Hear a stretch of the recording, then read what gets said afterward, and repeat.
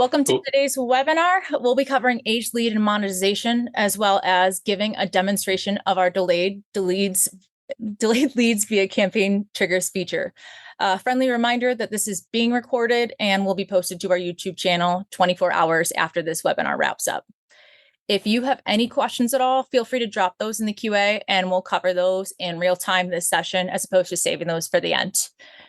Before we begin, a quick note that this information provided in this webinar is for general information purposes only and does not constitute legal advice.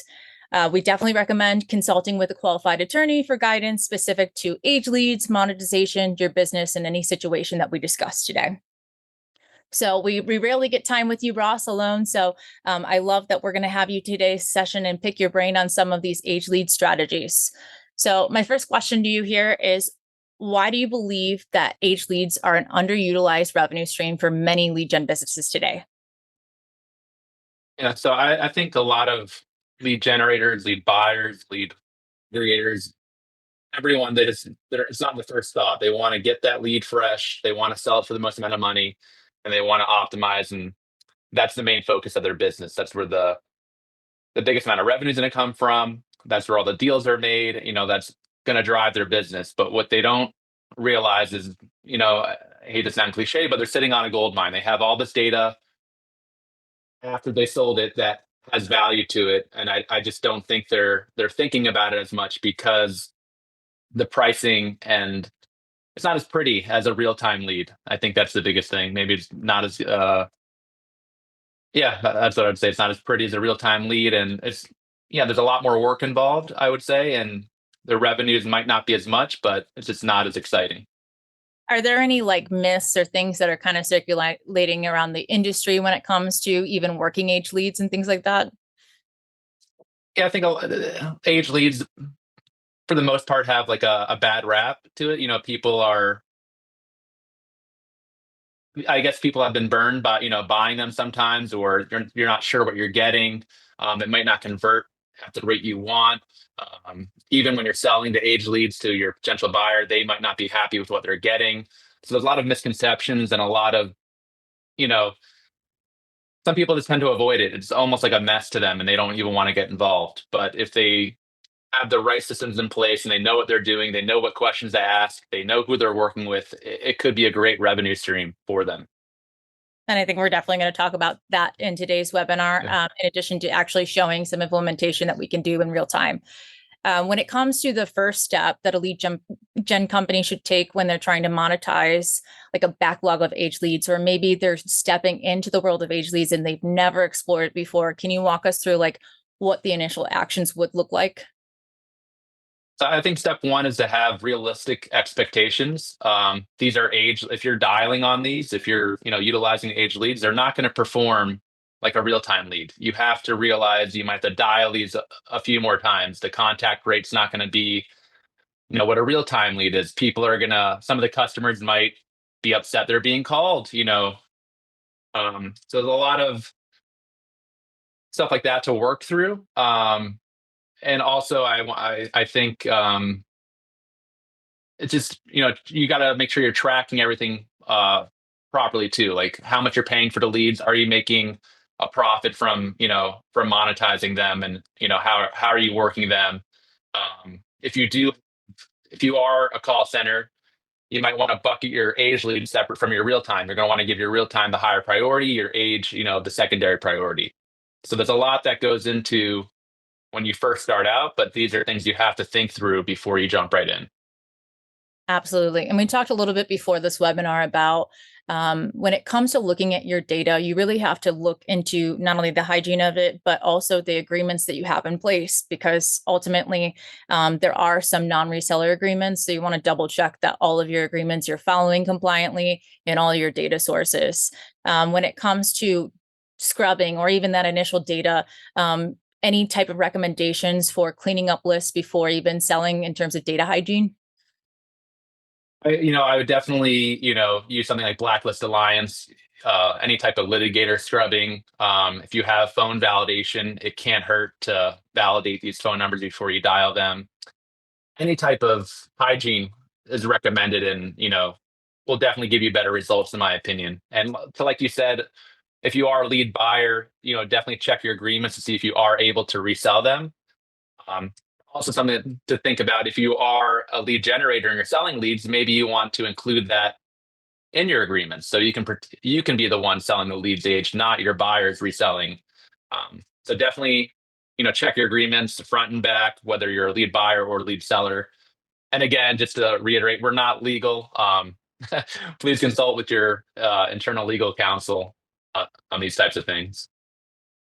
When it comes to age leads, you recommended, or you mentioned that they don't always convert as well.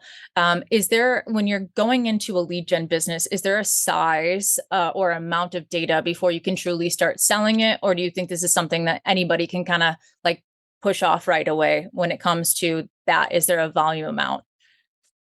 I think it's vertical dependent.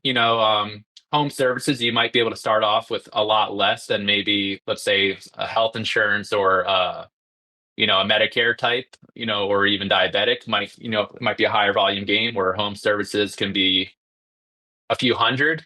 Typically in age leads, I think you'd want to, depending on the pricing, you'd either want to buy 500 to 1,000, or if it's super low price and high quantity, you might want to buy a few thousand. Or you know you have to you need enough to get that read on that data. And sometimes people stop a little too short. There's that meme of that guy, chipping away, for the diamond, and he's a few cuts away, and he gave up. And if you just put that little bit extra time into it, you might get to profitability. And if you don't really try this out and put the right effort into it, you might not find that the profit you're looking for. Absolutely. And that, I mean, comes to even selling your buyers and kind of communicating that, which we'll kind of discuss in a little bit. But I guess my question is also, what are some key factors that determine whether like your data sources, meaning your age leads, actually hold value versus not when it comes to sellability? So I think there's always some sort of value with an age lead. It's just how you extract that value.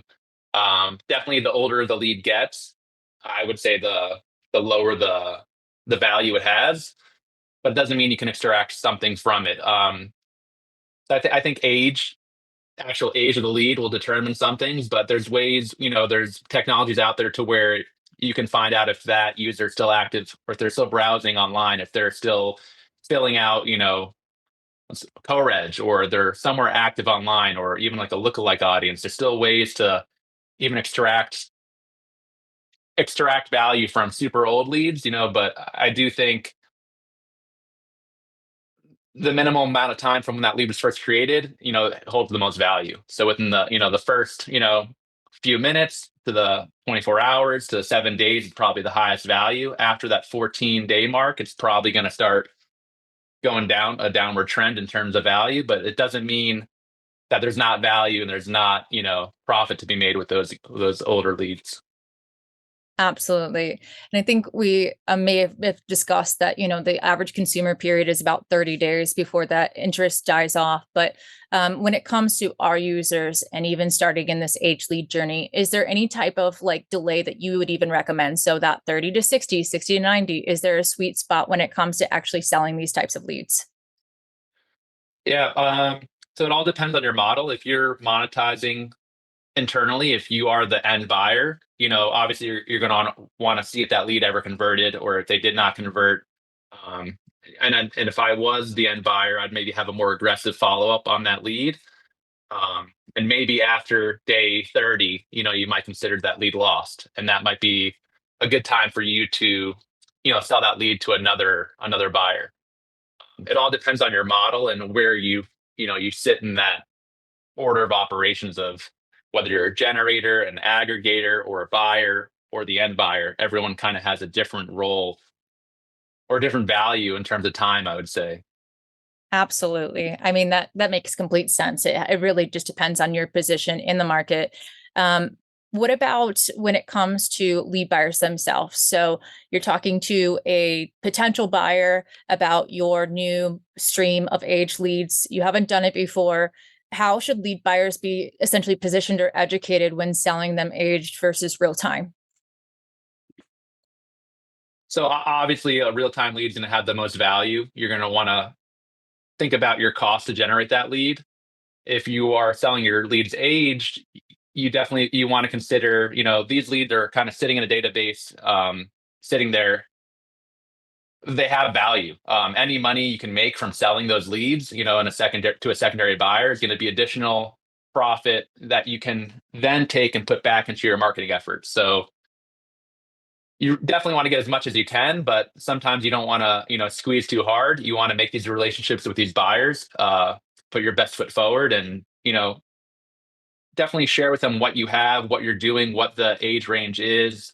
And work with them on expectations because again, any money you can get after you sell it the first time is just going to go back to refueling your marketing efforts. So it really,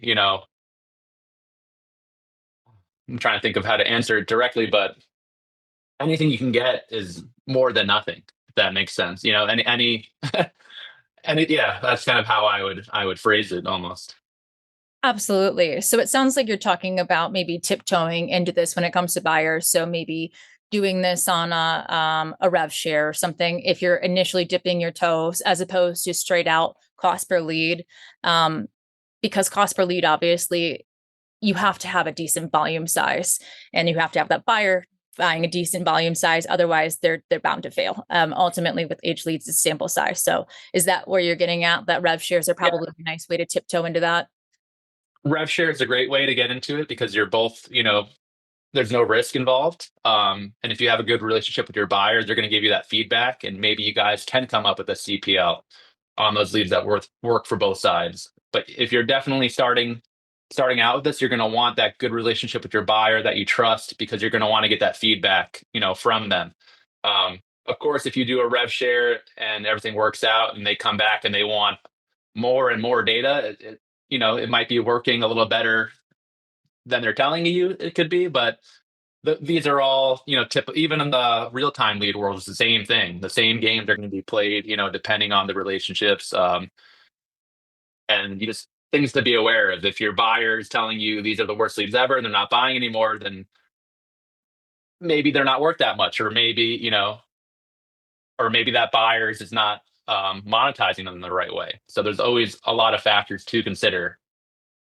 It seems like testing and buyer wise versus age wise, there's a lot to come in play when you first start, which is why you're right. Like sometimes that rev share and with a partner that communicates, that's the key factor Yeah. with a partner that trust, and communicate can really jumpstart that journey in terms of when you start age. But if you're already in it, obviously, like that's a different approach. But for our new buyer or our new sellers, that's kind of the approach I think that definitely recommend. But again, not legal advice.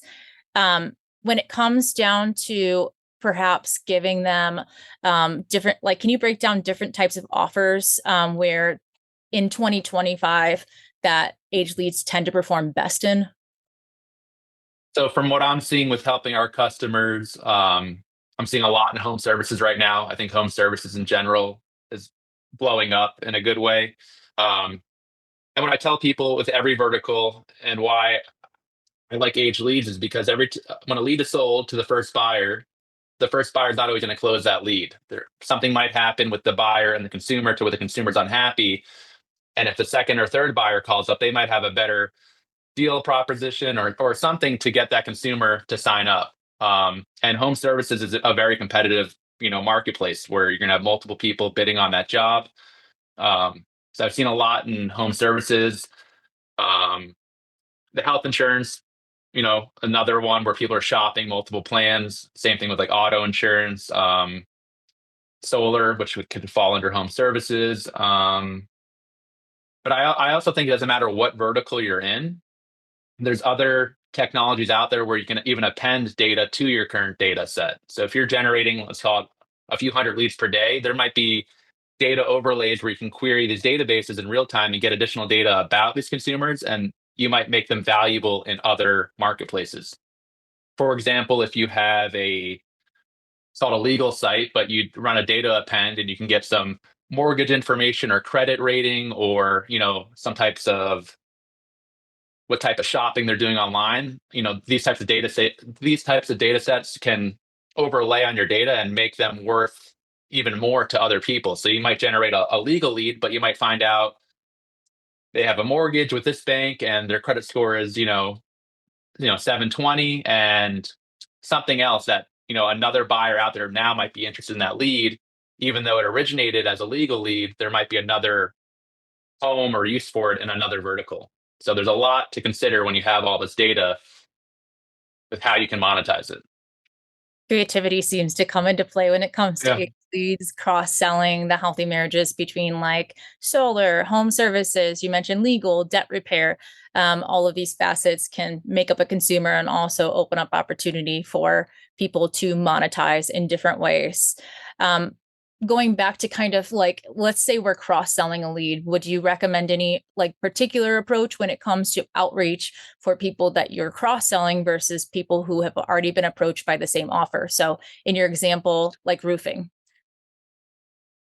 Yeah. So for roofing, if you are, so if you're the buyer of that age lead and you is already sold for a roofing lead, you're going to want to be creative there. You kind of know they were already contacted. So you can kind of play, you know, how did your original quote go? We're company XYZ, you can kind of play into that knowing they've already had some quotes versus, just directly going after them and trying to, get that consumer to take your offer. You can kind of ask them, how did your first interactions go? Were you happy with the service you received from, the other companies you've dealt with, and kind of play that more empathetic support role to try to get them to convert. When it comes to also like the cross sell, so say we're, instead of doing roofing to roofing, we're maybe doing solar to roofing.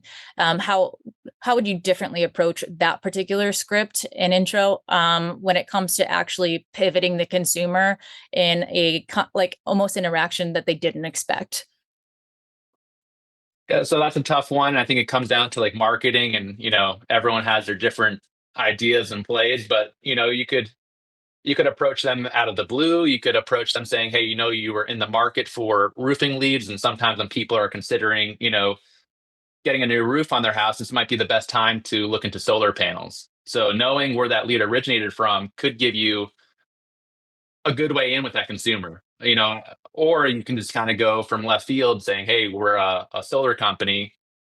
That might upset the consumer, but again, you kind of mentioned before, there's always, you have to test every different approach. I like the relating it to where they originated from. So me personally, I would relate it to you were looking at roofing. We're offering solar panels, and when a lot of our customers, get a new roof, that's the best time to install solar.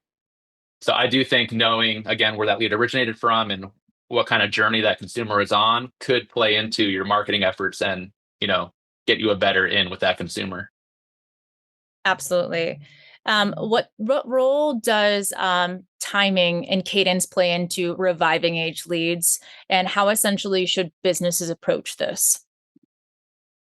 So that's a great question. I think if you are the end buyer internally, you should already have this mapped out. If they don't close day one, you might follow up in a few days. Then you might have a 7 day or a 14 day, and then maybe a final, 30-day, hey, this is our last chance. We're reaching out to you type of deal. But I definitely think it should be something, obviously as soon as you can, a 24-hour follow up, maybe a few days later.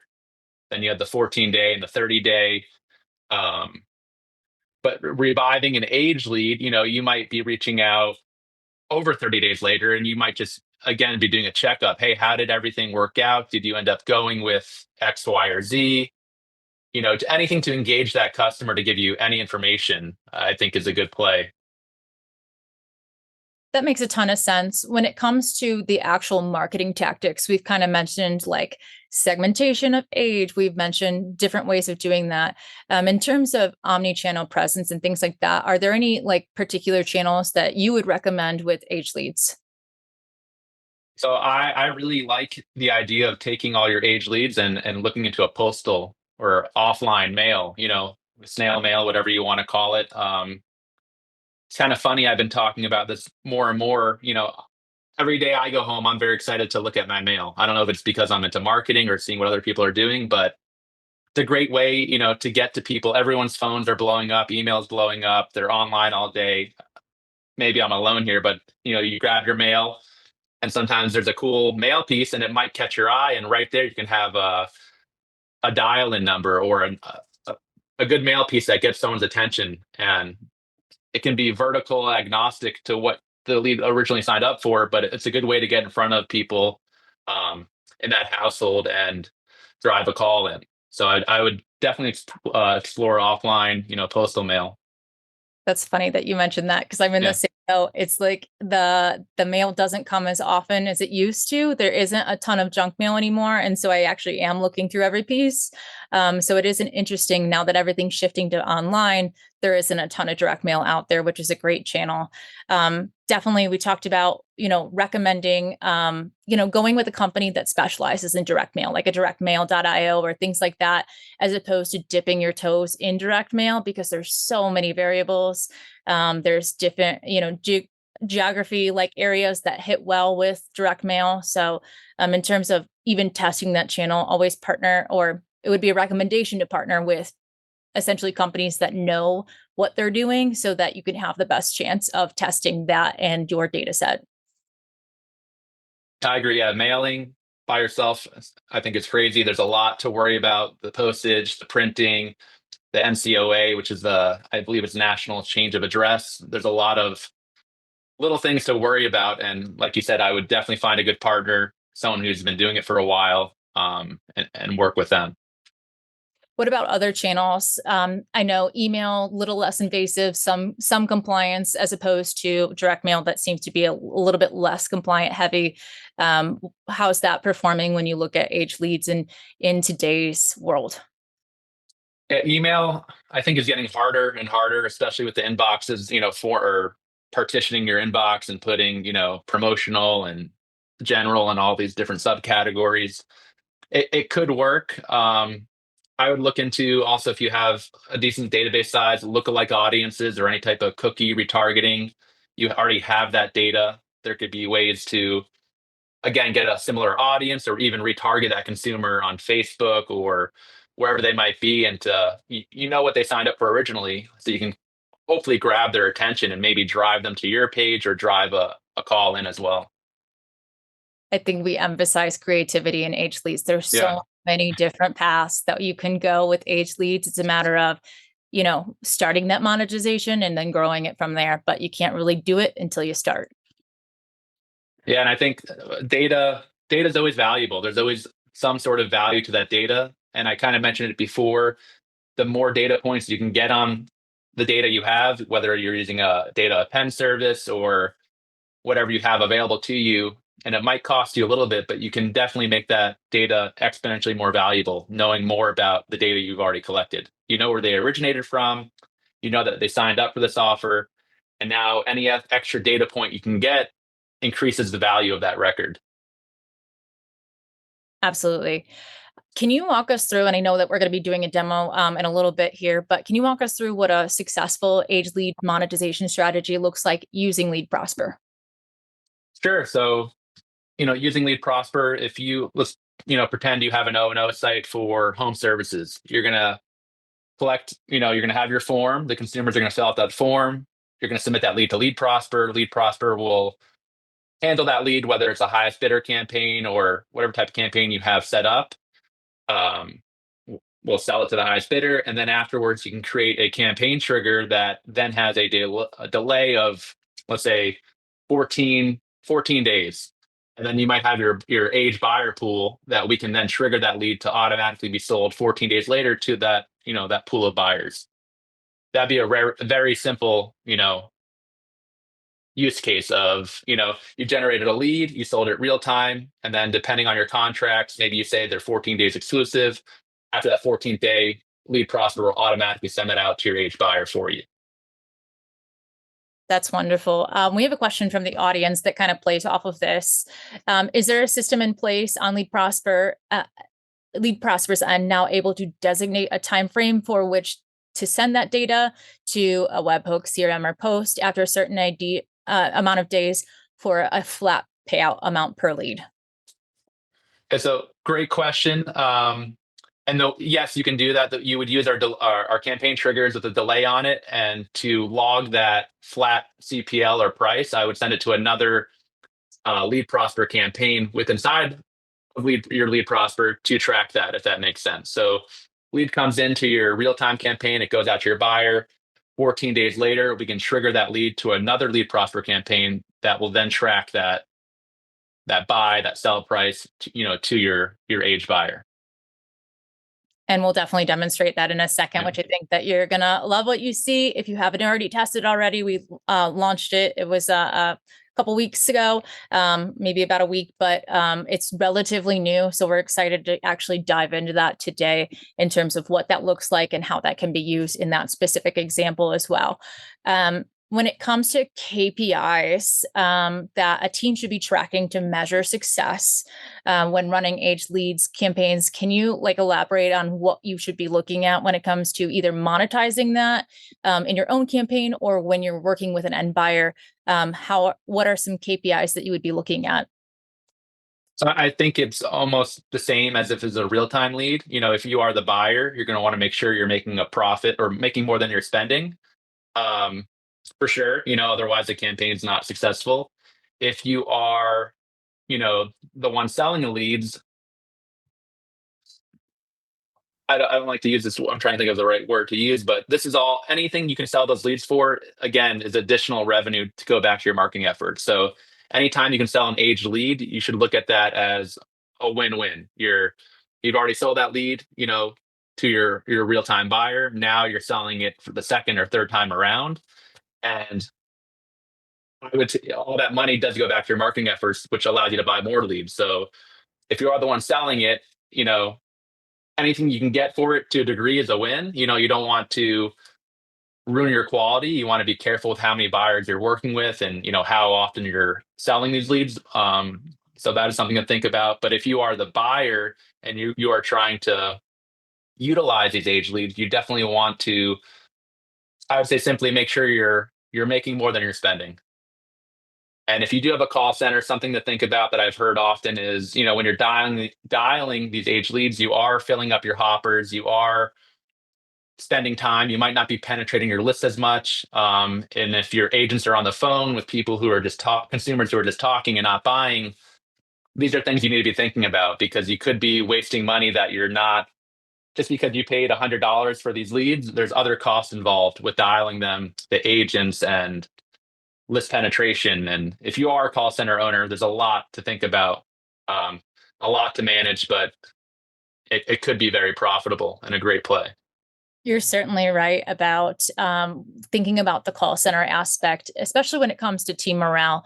In my own experience, I've seen that, especially on those commission type call centers where they are pay for lead, that might decrease morale. So really layering that in when it comes to educating that end buyer is super important. And you did touch on don't sell to too many buyers when it comes to delaying and then selling. In your opinion, should age leads be sold exclusively or when you're starting out or non-exclusively, and how should pricing be structured to reflect that? So I think if you're just starting out, I would go exclusive for sure. I'd find a partner again that you can work with, talk to, get that feedback loop, understand what they're seeing, really work with them. I think if you both put your best foot forward, it can be a great relationship just to have one age lead buyer. Because if you're already going to sell your lead again to real time highest bidder or whatever you have set up, and then you have one buyer on the age side and you can really develop that relationship, I think it can be more of a partnership than just someone you're selling leads to. And if you can really hone in on what is working, what is not, there could even be tweaks on your form that can help the age lead process, be more fruitful, if that makes sense. So there's a lot of feedback, there's a lot of back and forth, and that's my opinion. I would probably work with one buyer up, to start with, um, and go from there. Can you elaborate that on a little? Because I know traditional age, like real-time collection, there are specific fields. You mentioned modifying forms to in consideration of age leads in that process when you're implementing it. What type of modifications would you do? Yeah, depending on the vertical, you might get feedback from your age buyer that the consumers are saying X, Y, or Z, or they have this, but we're selling that. There might be an additional question you can add to get more clarity, for that consumer. And this also goes into, even disqualified leads, which is a big thing right now. If a lead doesn't qualify for your offer, depending on the questions you're asking, you might be able to sell that lead, as an aged DQ or, something like that. When it comes to pricing, I'll also touch on, or in conjunction with pricing, I'll touch on conversion rates. Obviously, every vertical is different and it depends on the age range. But when it comes to setting expectations for our users, what, in your opinion, like age leads should convert at or typically convert at on average? Ooh, that's a tough question. It varies again, it's not something that you can say, you should expect a 40%, contact rate and an 8 to 10% conversion. I think it's a lot harder to narrow down because they are aged. They're not at their computer. They're not being called right away. And that's why I think you gotta, it's a tough one. It really is. That's why I like the rev share model because you can figure out what it produced. You can factor in the agent cost, the dialer cost, all of those costs and kind of, split it from there. But if you're going straight to CPL, it's almost a guessing game. And yeah, I know it's not the answer everyone wants to hear, but you got to kind of, maybe go to the marketplace, see what other people are selling that lead for and come in around where they're at. Or again, finding that right partner and coming up with a CPL and just testing it out and seeing how it backs out for them. I've heard traditionally, and this is going back a couple years, but that 1 to 3% seems to be a metric thrown out a lot in aged leads in terms of that conversion rate. Is that about the range where you would see that in terms of the lower end, or do you typically see even lower than that in today's 2025 world? I would say that that's probably a good range, maybe on the lower end side. In business, I like to always take the pessimistic end of things because if it performs better, you're going to be happier. Um, but again, realistically, these are aged leads. They're not fresh. The consumer might have already purchased whatever they're looking for. If it's the same vertical, you just have to really go into this with realistic expectations of what you're buying, what the consumer's been through already, and what you're expecting to get out of it. Realistic expectations, definitely Yeah, yeah. very important with this. We're going to shift a little bit to compliance before we get to our demo.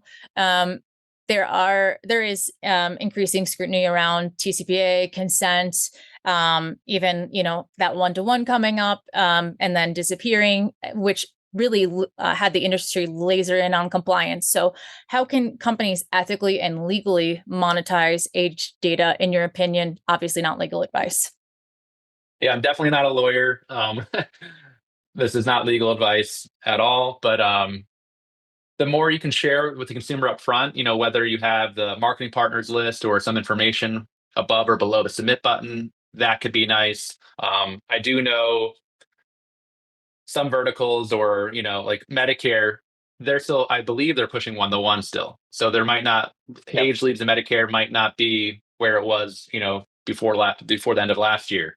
Um, Home services is, I think, a little bit more of the Wild West because I don't even know the exact rulings on hand dialing. So if you're buying age leads and you're actually physically picking up your phone to dial them, which a lot of home services contractors are, none of this might even apply to you.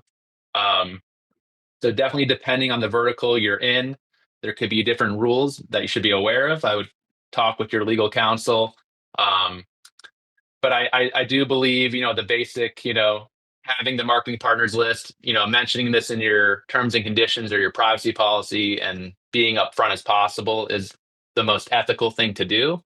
Um, and there's I see a lot of people buying age, they're going to want their TCPA name in that marketing partners list at the time of consent. So even though you might not be the real time buyer, most companies are going to want their name, their DBA, their TCPA name in that marketing partners list at the time that the consumer opted in. Even though it might not be sold to them in real time, I think legally it's a better choice to have your name there at the time of consent if there is a problem, and then you'll have the denia or the trusted form to go back in time and view that playback and capture the consumer consenting to these DBAs or companies. I think that's a good caution, just being cognizant Yeah. of who the overall landscape of buyers are, even throughout post 30 days, what that looks like for your selling and what that looks like for your original landing page. You did mention, finding a buyer originally that you trust. Any caveats in terms of like risks or things that businesses should look like or watch out for when working with age leads or selling age leads? I think the biggest risk is on buying them. If you're the one selling them, you know what you got, and you can kind of pick and choose who you're going to work with. But if you're out there buying age leads, you want to do your due diligence. You don't want to buy from anyone. You definitely want to buy from the site owner. I'd want to verify they actually own that site or they generated this lead. You don't want to buy a lead that's been bought and resold and ended up in some broker's lap and he just is trying to dump his database. That would be a little sketchy in my opinion. But if you're buying, definitely be very careful with who you're working with. If you're selling, you're in control. Um, and if you limit the amount of buyers you work with, you can increase the value, as we mentioned before, of your age leads. And if you find that right partner, I think it's better off working with, one company versus, multiple companies and hearing all different kinds of feedback all at once. I definitely like the approach of going with one trusted partner, getting that feedback loop going and really honing in on the value of your data. It's a great approach, and definitely a recommendation to our users that are starting this journey or maybe trying to optimize this journey. We're going to now pivot into our next portion of today's webinar, answering some of our audience questions. We're going to do a live demonstration of delayed leads using campaign triggers. Leading this demo today is our very own COO, Garrett, who will walk us through how this works in real time, just to give you a really look into it. And then if you have any questions, feel free to put those in the Q&A as we're going through. There might be little things or details that you want to learn about this. And we ultimately want to answer these in real time. So without further ado, Garrett. All right, I'm going to share my screen. Maybe. Disagree. No. Give me 1 second. Sorry. I think I just shared the wrong screen. What am I on? Desktop 2. There we go. All right. So this right here is just going to be one of our typical, lead prosper campaign. It's direct post. And what we're going to do is show you, this is going to be your main ingestion campaign. So very straightforward. You have your supplier and buyer. And then the way it works, just like any other campaign, supplier sends in the lead, attempts to sell to the buyer. And if the buyer doesn't purchase it, there's actions that can take place afterwards. Generally, the way that it's always worked in the past is we have what's called campaign triggers. Those fire off as secondary, tertiary actions that take place after a lead has been processed. But now, with the idea of delayed and scheduled leads using campaign triggers, you're now able to control and remove that sort of real-time process and move it into a time interval to better, remonetize the campaigns. Not everything is going to be in real time. So right off the bat, we have one example. This is the trigger that's set up to send error leads or duplicated leads to a campaign after those 30 days have taken place, and the lead is obviously marked as an error or duplicate. So when you're configuring your campaign trigger or your delay trigger, it's very similar to the way we had our campaign trigger set up before. So if you've ever used Lead Prosper and used a campaign trigger, the first thing you do is you set up your trigger conditions. When you're dealing with delayed now, we have two different types. We have real-time or scheduled delay. In this case, we have it marked as scheduled delay. And then for trigger conditions, it's the same thing as it's always been in terms of the campaign trigger. Lead status, you can do it based off field, daytime, what have you. Now, we are actually updating some of these options to give more granularity into the different types of error messages that may exist so that you have more control over what type of errors are being controlled by the or being utilized in the delay trigger. So for example, let's say you have a list of 50 agents, all of them hit the cap for the day. You don't want to, you don't want to move that everyone's hit their caps, you're going to waste. what you could do, what you're going to be able to do in the future, near future, because we're working on it right now, basically, is be able to say if a lead status is one of an error is, calculated leads for all, it would be for all buyers available. That will then be the condition available. So we're going to improve this by increasing the amount of this is a anyway to trigger conditions. So you would set it up the way you normally would. And then now, if you look, we have our new delay configuration option. So with delay triggers, we have a few different options. With delay type, there's 3 different options. We have next business day, which is technically next day, but next business day, which will wait until the following day to process your trigger. You also have the ability to do next business day. You basically could select let's say ASAP, and you can select date ranges as well, so that it will only, let's say you only want to settle them the next day between, let's say between 9 and 5. You basically just put this sort of allow daytime partying thing right here. And for Monday through Friday, the next business day will process the lead. So let's say a lead comes in at 6 p.m. It will then be processed the following day at 9 p.m. or 9 a.m. after it's been errored out. You can set the delay to multiple days, but the next delay type we have is minimum delay. So when this is turned on, you're basically going to wait a fixed amount of time before delivery. So let's say, for example, you wanted to wait 90 days to send a lead. You would just enter 90 days here, and then it will wait those 90 days to then fire off and send those leads out. We'll go a little bit more in depth into that with delivery strategy after this, but essentially the minimum delay just waits the time period available interval. So in this case, what this does is basically looks for, we consider these intervals right here. So what it's going to do is it's going to look for the next available interval in order to access the lead.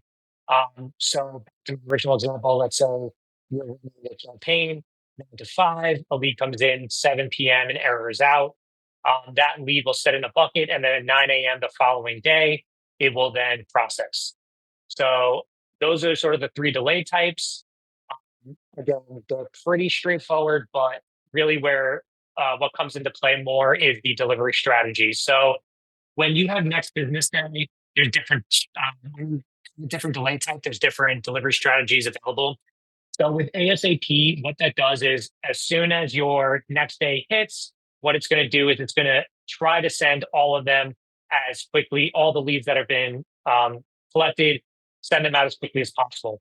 There are some back-end throttling that does take place, but realistically, like if you have 10,000 leads sitting in a bucket, it's not going to try to process all 10,000 leads as soon as possible, meaning like as soon as 9 a.m. hits, all the leads go out. That's not how it works. It's throttled a bit so that it could, not overload our servers. And also you want to make sure you're not overloading your buyer server. So if you have a very low amount, like let's say 5 to 10 leads, ASAP might work fine. Otherwise, you can do, it'll be throttled slightly. If you have much larger, I would recommend something like Spread. So what Spread does is it tries to distribute the leads randomly using basically back-end logic. But what it'll do is, let's say, for example, again, you have next business day and your interval set up for that next business day is 9 to 5 p.m. What Spread will do is it'll try to organically spread the leads out over that entire interval. So it'll try to randomize and spread them out throughout the 9 to 5 period. But the long leads in between, the leads, it'll be spread out relatively randomly and evenly throughout that next interval period.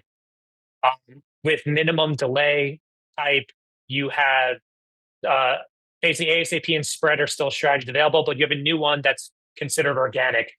So what organic does, it removes that interval time. And basically what it's looking for is a very close estimate of the time that the original lead was ingested. So let's say, for example, lead comes in at 4:30 p.m. When you have minimum delay and you have your delay period and the delivery strategy is organic. In 90 days at 4:30 p.m., it's going to try to sell that, basically try to send that lead again to wherever the endpoint is. So that's where organic comes into play. And then for next available interval, you had ASAP and spread again as your options, but and then it's going to ASAP and spread it out over. Now, the reason why this is important is because if you're playing around with, let's say you only have 2 days available, next available interval would give you, so if a lead came in and errored out on Friday, it would wait until the next intervals available, which would be Wednesday, before repost those leads. So that's really where next available interval comes into play and whatnot. So those are the delivery types and the delivery strategy, or delay types and delivery strategies. Obviously, when you're dealing with time zones and whatnot, we have all the different time zones available. So that you can control, let's say, for example, a lead comes in and you're on Eastern Standard Time, but your buyer or you have a set of buyers who are on Pacific Time, you can adjust the time zone to take those into account. And then we have block dates. So block dates work basically so that you can choose specific days. For example, let's say a holiday where you don't want this process to run, even if it falls within your delay strategy. So let's say you have a 90-day period and you have a block date of Christmas and it falls on that day, it will block it and postpone it basically. I believe it'll postpone it another day. Not entirely sure on that, but yeah, you basically can set holidays and whatnot so that those leads aren't being distributed on those exact days. So that is how the delay configuration works. We have a ton of documentation that goes over sort of the different intricacies of this, but the next step inside of the delay obviously is going to be your actions. So in this case, we have a lead that comes through the 90-day, your 90 days goes through, or 30 days, basically the 90-day spread, and then it will be reposted, in this case, to an endpoint, which is another lead prosper campaign. So what happens with this lead prosper campaign is you might have a secondary set of buyers. Let's say that they're the ones who, you have an entire group of age buyers, you would have them in this campaign, and then there's 30 days or 90 days goes by, and then it's going to attempt to resell the leads or repost the leads into the age buyer list, and then sell to them. So something that was brought up in the question before, though, that was interesting was the idea of, if you're sending to a CRM, could you send directly to a CRM? So the first half of the question is, our first answer would be yes. Instead of having your post URL go to a lead prosper campaign, you could have it go to any other API endpoint. It doesn't have to be a CRM. It could be anywhere. It could be an internal database. But basically what you're doing is you're delaying this action from taking place until the delay strategy. So the secondary point in that question with the CPL and having the fixed rate, that's where kind of Ross touched on, but having it go into a secondary lead prosper campaign and having the CRM set up and buyer set up in there does allow you to track that CPL. However, when you're dealing with campaign triggers, there is no tracking of costs. Every single one of these, there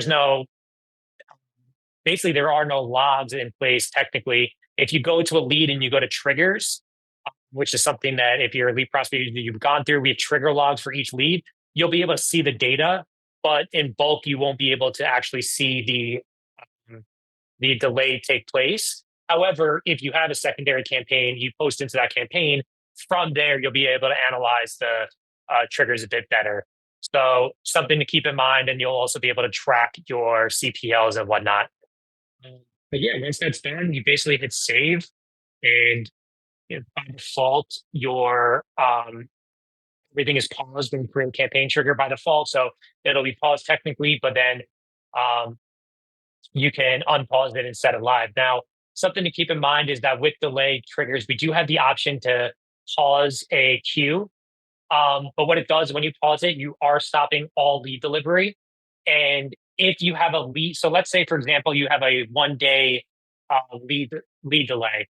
If you pause your queue and you wait past those, let's say you wait 48 hours later and then you unpause it, if all those leads that fell within that 48 hours that would have been reposted, they technically won't be reposted. They will be essentially dropped afterwards because the delay was paused during that time frame. So that is something we do want to keep in mind and point out.